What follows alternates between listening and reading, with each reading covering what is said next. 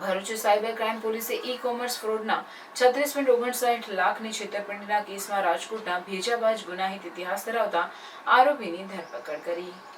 ભરૂચના શક્તિનાથ વિસ્તારમાં રહેતા અને દહેજમાં મિકેનિકલ એન્જિનિયર તરીકે નોકરી કરતા મેહુલ કનુભાઈ પ્રજાપતિએ 9 જાન્યુઆરી 2025ના રોજ ફરિયાદ નોંધાવી હતી, જેમાં ફરિયાદીએ લગ્ન માટેની ગુજરાતી સંગમ નામની ફેક મેટ્રોમોનિયલ સાઇટ પરથી આરુષિ અગ્રવાલ સાથે સંપર્કમાં આવ્યા બાદ તેણે કોસ્ટકોપ સ્ટોર નામની ઈ-કોમર્સ વેબસાઇટ પર ખરીદ વેચાણ કરી સારું કમિશન મેળવી શકાય છે તેમ જણાવતા તેમણે 10 સપ્ટેમ્બર 2024ના રોજ $498નો ઓર્ડર લીધો હતો, જેમાં તેમણે કમિશન સાથે $548 મળ્યા હતા, જેમાંથી $30 વિડ્રો કર્યા હતા, જેથી તેમને વિશ્વાસ થતા ત્યારબાદ વિવિધ યુપીઆઈ લિંક દ્વારા 37.9 લાખ અલગ અલગ બેંક એકાઉન્ટમાં ટ્રાન્સફર કરાવ્યા હતા.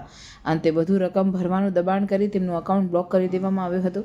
તપાસમાં યુકો બેંકના 2 એકાઉન્ટમાં 8.5 લાખ જમા થયાની માહિતી મળી હતી. આ એકાઉન્ટ ધારક રાજકોટના અજય આસુદરિયાની ધરપકડ કરવામાં આવી છે.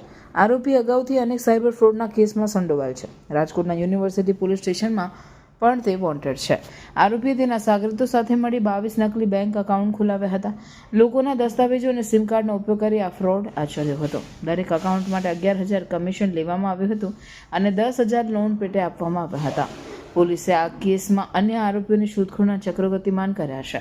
ભરૂચ સાયબર ક્રાઇમ વિભાગે નાગરિકોને લોભામણી વેબસાઇટો અને શંકાસ્પદ સંપર્કોથી સાવધ રહેવા અપીલ કરવામાં આવી છે.